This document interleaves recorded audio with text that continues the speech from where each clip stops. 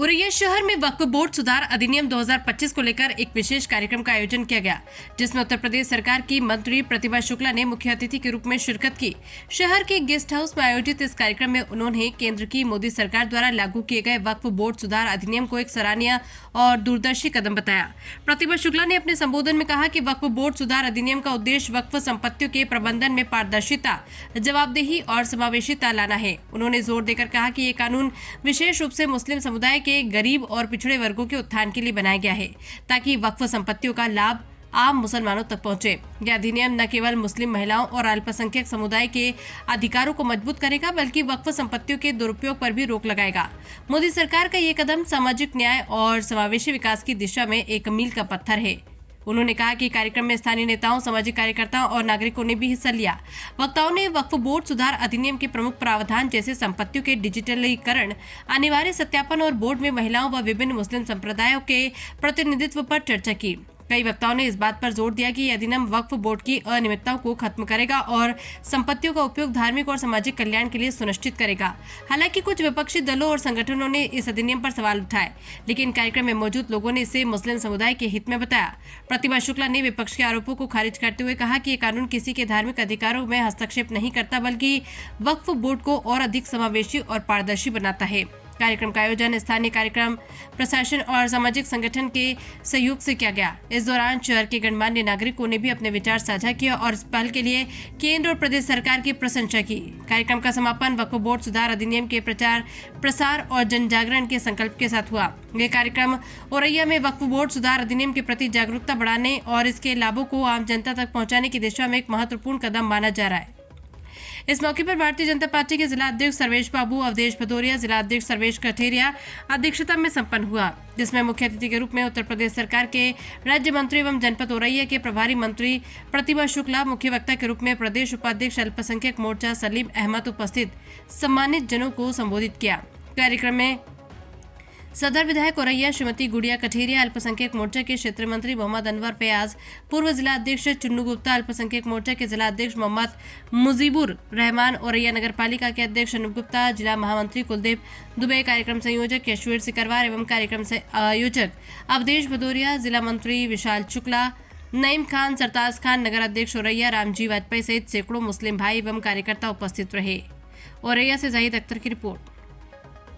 वक्फ board को लेकर आज बैठक की गई, क्या कहना चाहिए इस पर, क्या होती है? वक्फ बोर्ड सुधार अधिनियम जो मोदी जी ने पारित किया है, पास कर दिया है, जिसका सारे जो मुस्लिम भाई है, गरीब मुस्लिम भाई है, उनको उनका अधिकार मिल सके। इसमें उन्होंने महिलाओं को भी साथ ही साथ जो लीज पे दिया जाता है उसको 3 साल तक की साथ ही साथ इसमें गैर मुस्लिम लोगों को भी दिया गया है।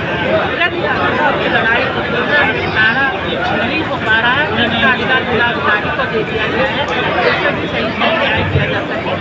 साथ ही साथ में इस तरह से पूरा करके हम समझते हैं कि भाइयों का कहीं उनका भी नुकसान नहीं है। सारी चीज़ों को ऑनलाइन कर दिया गया, कोई भी व्यक्ति ऑनलाइन पोर्टल पर जाकर देख सकता है वक्फ बोर्ड में हमारे कौन कौन सी जिसमें कोई भी चर्चा किसी भी जगह में नहीं कर सकता जा रही है, वो चाहे किसी समाज का आदमी हो।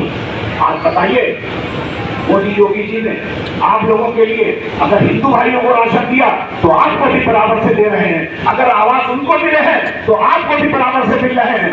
आज जो भी काम हो रहा है कोई भेदभाव नहीं किया जा रहा है। लेकिन समाजवादी कांग्रेस ने जब 80% ये दिखाया गया कि मुसलमानों के घर में खाने को नहीं है, तब उन्होंने कोई मुसलमानों के लिए खाने पीने का इंतजाम नहीं किया। लेकिन मोदी जी ने जैसे ही सरकार बनाई, आज भी 80 करोड़ लोगों में राशन फ्री दिया जा रहा है। क्यों दिया जा रहा है?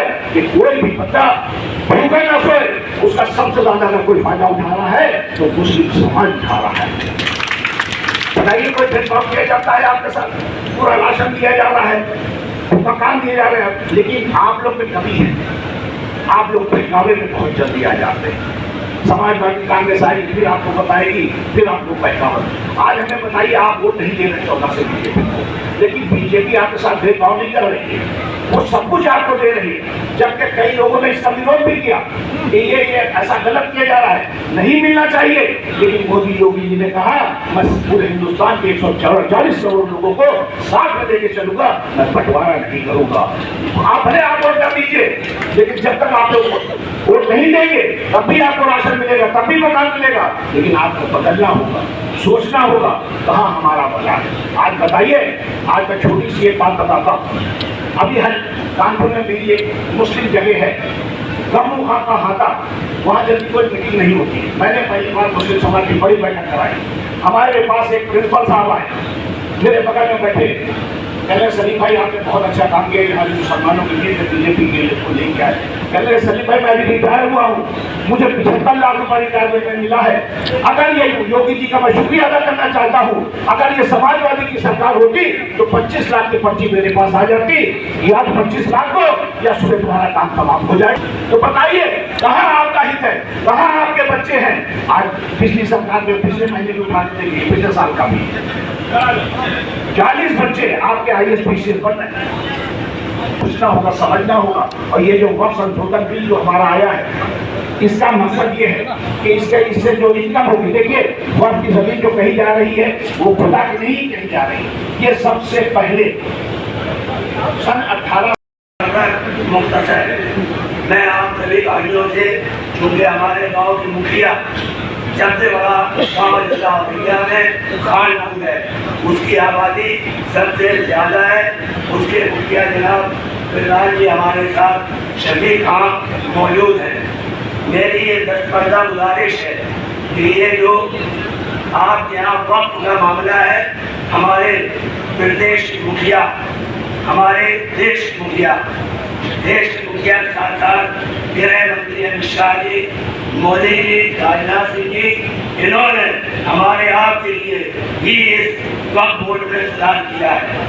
गुमराह मत होना, एक देश एक चुनाव भी बहुत बेहतर है, वक्फ बोर्ड भी बहुत बेहतर है, और जन जागरण जो आ रहा है, ये सारी चीजें मुसलमानों के अल्पसंख्यक भाइयों के लिए फायदेमंद है। कभी भी आपने देखा कि अगर किसी को गल्ला मिल रहा है तो सभी मुसलमान भाइयों को मिल रहा है। हम लोग जो अपने हिंदुस्तान के वासी हैं, हमारे बच्चे यहाँ पढ़े, इससे रोशनी डालेंगे, आपको इसके बारे में बताएंगे, और हमें आपको इनकी बात को सुनना है। देश के मुखिया के साथ, प्रदेश के मुखिया के साथ, और हमारे जो आला हुक्मरान यहाँ और जिला के और प्रदेश की तशरीफ फरमा है, इनके बताए हुए लक्ष्य कदम पर चलना है, खुद को भी मजबूत होना है और अपने देश को मजबूत करना है। और मैं अपनी बात एक खत्म करता हूँ कि किसी के हिस्से में रशिया और किसी के हिस्से में चीन और किसी के हिस्से में अमेरिका आया, हम देशवासी बड़े खुशनसीब हैं। 140 करोड़ वासियों के हिस्से में हिंदुस्तान आया। जय हिंद, जय